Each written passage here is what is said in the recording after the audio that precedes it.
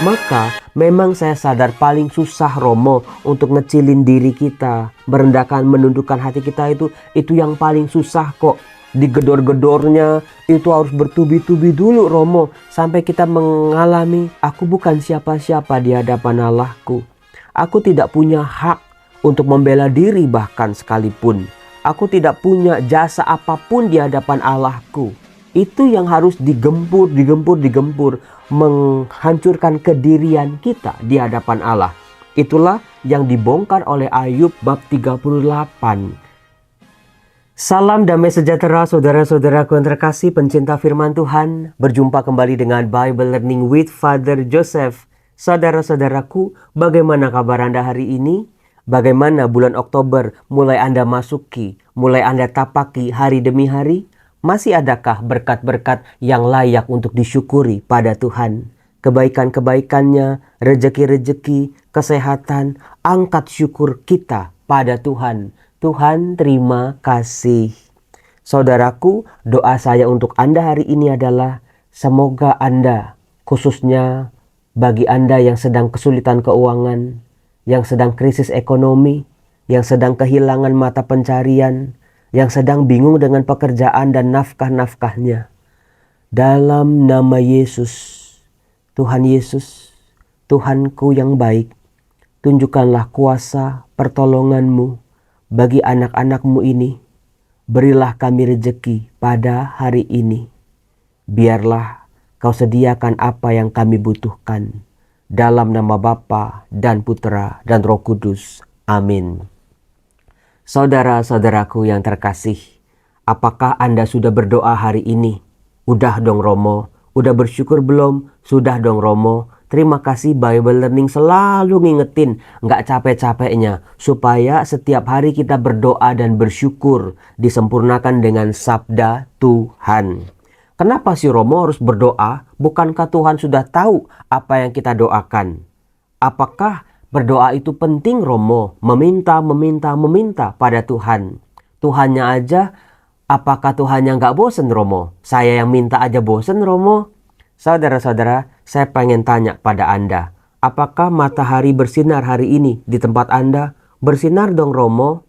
Besok apakah matahari bersinar di tempat Anda? Saya yakin tetap bersinar Romo. Karena kan matahari memang harus bersinar. Tapi apakah Anda berdoa, Tuhan, saya mohon kepadamu supaya besok hari matahari bersinar? Saya yakin tidak banyak orang berdoa seperti itu. Karena kita tahu besok matahari sudah selayaknya memang bersinar. Demikian juga dengan kehidupan kita saudara-saudara. Ternyata dari sini kita bisa belajar. Hidup itu bukan soal diri kita. Bukan soal permohonan-permohonan yang kita lambungkan pada Tuhan. Tetapi soal keyakinan pada kemahakuasaan Tuhan. Kebesarannya, keagungannya sungguh luar biasa. Sayang sekali hanya segelintir orang yang menyadari Tuhan itu luar biasa dahsyat. Mungkin karena pikiran manusia dengan keterbatasan manusia sampai-sampai Tuhan pun dipikirkan secara terbatas pula. Percayalah saudara-saudara, Tuhan kita itu maha kuasa. Tidak akan dibiarkannya kita gagal kalau kita menurut jalan-jalannya. Saudara-saudaraku, dalam video kali ini izinkan saya untuk mengangkat satu tema yang sangat favorit bagi pembaca kitab suci, khususnya ketika mereka membaca kitab Ayub.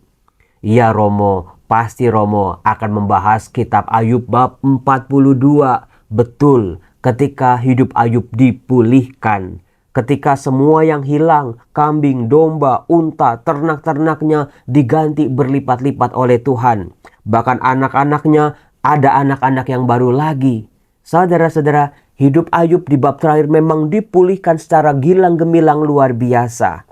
Nah, tapi Romo, kalau saya baca kitab Ayub udah bulak-balik, kok hidup saya belum pulih-pulih Romo? Pertanyaan yang bagus kalau begitu. Karena apa? Bukan soal otomatisme Ayub dari keterpurukan lalu dipulihkan kembali. Kita bisa melihat pergulatan Ayub. Bagaimana dia bergulat dengan penderitaannya. Dia mau mencari tahu kenapa dia menderita. Dia mau memahami jalan-jalan Tuhan. Itu yang pertama. Romo, kalau begitu mah saya sudah Romo. Rekolesi, retret, berdoa, baca kitab suci. Saya pengen ngerti jalan-jalan Tuhan. Tapi ada satu langkah yang seringkali di skip oleh pembaca kitab suci. Karena apa? Buru-buru mau lihat pulihnya Ayub. Saudara-saudara, penting untuk saya angkat kali ini adalah detik-detik terakhir sebelum Ayub dipulihkan. Bahkan ini menjadi titik yang paling penting dalam kitab Ayub. Pesan yang paling bermakna yang seringkali dilewatkan oleh pembaca kitab suci. Yang mana sih Romo? Nah ini dia. Setelah dari bab 3 terus sampai bab 39. Sudah saya bongkar bagaimana Ayub berdiskusi, berdialog, akhirnya bertengkar dengan teman-temannya. Siapa teman-temannya Ayub? Zofar, Elifas, Bildad, dan Elihu. Berkali-kali, bertubi-tubi, berganti-gantian mereka mengungkapkan pemikiran-pemikiran mereka. Tetapi semuanya tampak sia-sia. Semuanya, kata Ayub, tampak seperti omong kosong belaka. Karena sama sekali tidak membantu dia untuk memahami jalan-jalan Allah. Nah, berkali-kali juga Ayub menantang Allah. Tunjukkan kenapa aku menderita. Apa salahku? Kenapa aku kok menderita seperti ini? Nah, setelah Allah berdiam saudara-saudara, dari bab 3 sampai bab 37, akhirnya di bab 38, maka dari dalam badai Tuhan menjawab Ayub. Nah, pada akhirnya Tuhan menjawab. Sekarang giliran Tuhan yang menuturkan kata-katanya, mengajukan argumennya atau pendapat-pendapatnya dari sisi Allah. Kebenaran yang ditampilkan oleh Allah kepada Ayub. Kebenaran apa yang mau disampaikan supaya Ayub juga bisa masuk dan mengenal kebenaran itu. Ayub orang yang merasa paling hebat, paling mengerti, paling tidak merasa bersalah, paling bersih, bahkan pada akhirnya harus diajak oleh Tuhan pada kebenaran yang lebih dalam lagi. Dari sini kita bisa belajar saudara-saudara. Satu, ketertundukan kita. Saya tahu Anda hebat. Saya tahu Anda pinter. Saya tahu Anda kalau berargumentasi itu udah yang paling bener lah. Semua orang mungkin bisa salah. Ada celahnya, ada kurangnya. Tetapi sehebat-hebatnya kita sebagai manusia, sepintar-pintarnya kita, sekaya-kayanya kita, tetap berhadapan dengan kemahakuasaan Tuhan, tunduk dengan rendah hati. Itu kunci yang pertama sebelum dipulihkan. Kadang-kadang kita, ketika kita kaya raya, kita sombong. Ketika kita nggak punya apa-apa, kesombongannya itu masih melekat. Itu yang bikin geleng-geleng. Tundukkan, tanggalkan diri kita, identitas kita, kebanggaan kita, jubah-jubah kebesaran kita. Tanggalkan di hadapan Allah, aku bukan siapa-siapa. Karena ternyata Allah yang aku gambarkan adalah Allah yang ada di pikiranku saja. Padahal di bab 38 Allah menunjukkan kebesarannya yang lebih besar lagi kepada Ayub. Di situ Ayub semakin kecil. Maka betullah, ya Tuhan, Engkau semakin besar, aku yang semakin kecil. Saudara-saudaraku yang terkasih, Romo, kalau gitu ajaran Kristiani mengajarkan kita untuk menjadi bukan siapa-siapa dong Romo. Nggak ada artinya dong Romo. Saudara-saudara, dari kisah kitab suci kita bisa melihat bahwa kita memang bukan siapa-siapa. Tapi kita berarti di mata Allah. Kita segalanya di mata Allah kita. Catat itu baik-baik. Paradoksnya adalah semakin kita kecil di hadapan Allah, semakin besarlah kuasa kasih-Nya pada kita. Maka memang saya sadar paling susah Romo untuk ngecilin diri kita. Merendahkan, menundukkan hati kita itu yang paling susah kok. Digedor-gedornya itu harus bertubi-tubi dulu Romo. Sampai kita mengalami, aku bukan siapa-siapa di hadapan Allahku. Aku tidak punya hak untuk membela diri bahkan sekalipun. Aku tidak punya jasa apapun di hadapan Allahku. Allah tidak berutang budi kepadaku. Itu yang harus digempur, menghancurkan kedirian kita di hadapan Allah. Itulah yang dibongkar oleh Ayub bab 38.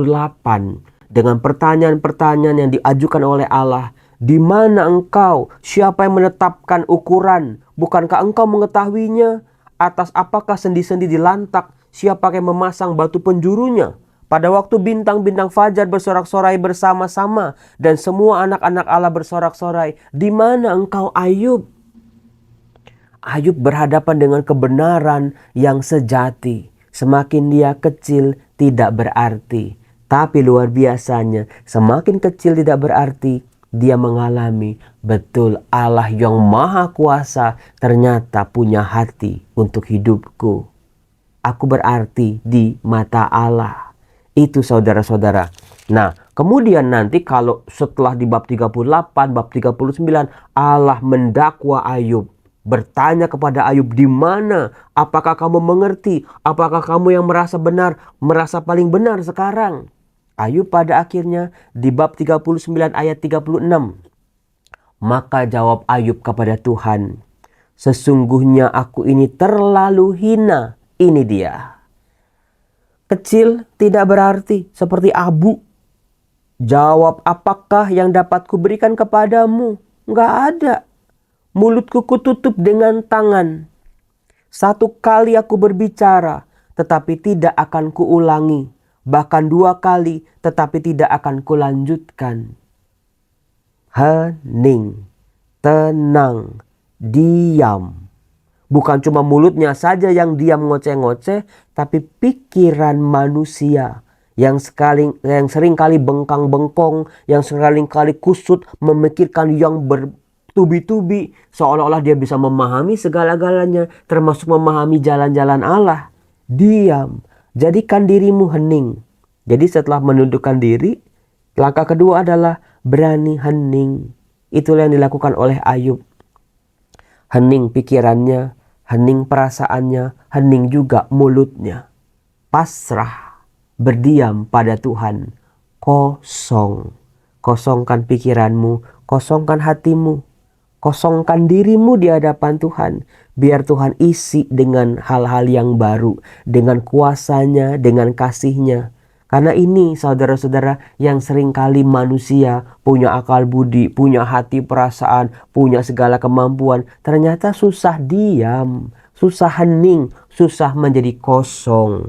Susah meninggalkan segala-galanya. Semua-muanya mau dipegang dalam genggaman. Semuanya mau dipertahankan, semuanya mau diambil kalau bisa. Tapi yang Tuhan minta buat Ayub adalah lepaskan dulu semuanya. Kosongkan dirimu. Kosongkan pikiran dan hatimu. Beranilah menjadi tenang. Romo, kok bagus banget ya kitab Ayub. Ya iya memang. Bukan cuma dari kaya jatuh miskin terus kaya lagi. Justru yang ini yang dagingnya betul-betul.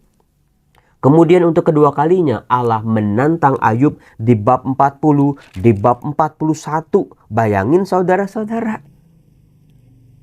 Yang memang kalau dibandingin dengan tantangan-tantangan Ayub dari bab 3 sampai bab 37 itu lebih banyak Ayub menantang. Tapi Allah memberikan kesempatan buat Ayub untuk mengerti.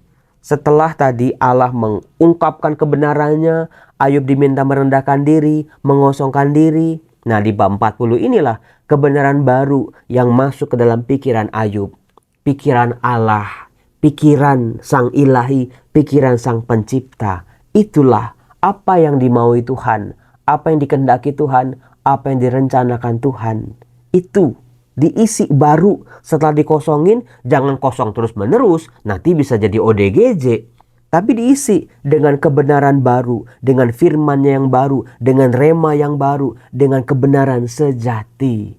Hidup baru, manusia baru, dengan pikiran, perasaan, tindakan yang baru pula. Maka ini dia Ayub bab 42. Sebelum dia dipulihkan, apa dikatakan? Maka jawab Ayub kepada Tuhan, aku tahu bahwa engkau sanggup melakukan segala sesuatu dan tidak ada rencanamu yang gagal. Itulah yang tadi saya sebut sejak awal saudara-saudara. Bukannya kita itu nggak boleh meminta. Bukannya kita itu nggak boleh peduli sama hidup kita, hidup orang lain.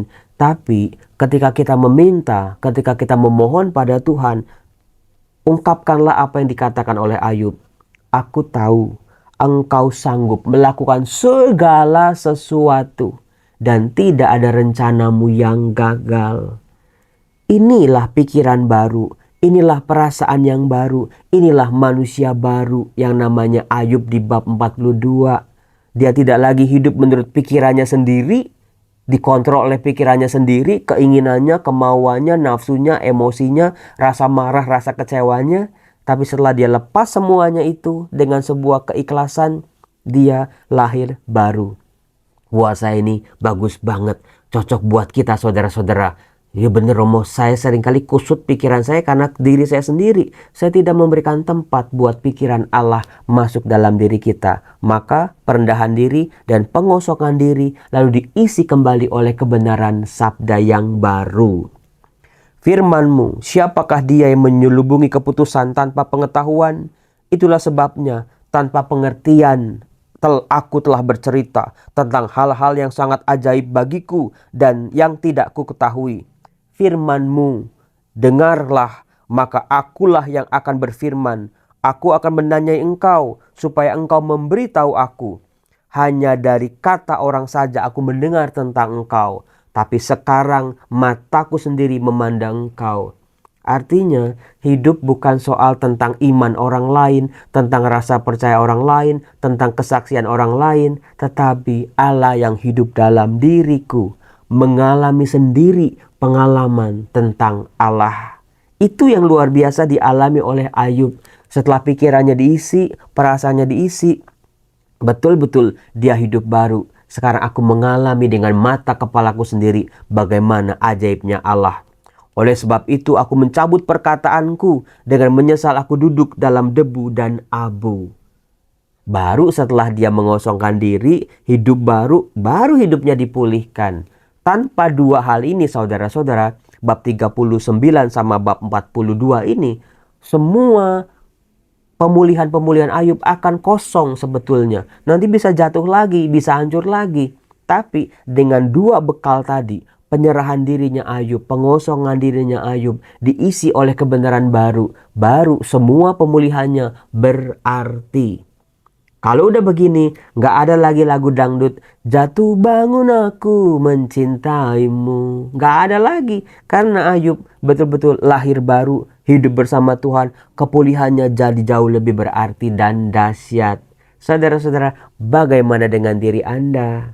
Jadi, singkirin deh sombong-sombong. Singkirin deh sering kali ngecilin orang lain, mandang orang pakai fisik, mandang orang pakai kekayaan. Singkirin dulu deh keperendahan diri. Kita belajar merendahkan diri di hadapan Tuhan, belajar dulu merendahkan diri di hadapan sesama. Itu kuncinya. Lalu pengosongan identitas kita, jubah-jubah kebesaran kita kosongin dulu. Tapi terus diisi dengan kebenaran baru, yaitu kebenaran Allah sendiri. Saudara-saudara, Allah jauh lebih besar, jauh lebih dahsyat daripada pikiran manusia. Maka kosongin dulu, Allah mengisi, baru di situ Ayub hidup baru dan pemulihan pun terjadi. Saya berharap, saya berdoa, hidup Anda yang sedang ancur-ancuran, yang sedang terpuruk, saya berdoa tiap hari buat Anda. Tuhan pulihkan rezeki-rezeki mereka. Amin, amin, amin. Ada kabar gembira saudara-saudara, jadi kemarin Rumah Teduh Suryo akhirnya pengurusnya diresmikan dengan perayaan Ekaristi, pemotongan tumpeng, penandatanganan piagam, donatur, pemerhati, kemudian juga timnya, rekan-rekan saya akhirnya diresmikan. Doakan supaya kedepannya berjalan dengan lancar ya. Salam, Tuhan Yesus memberkati. Bye-bye.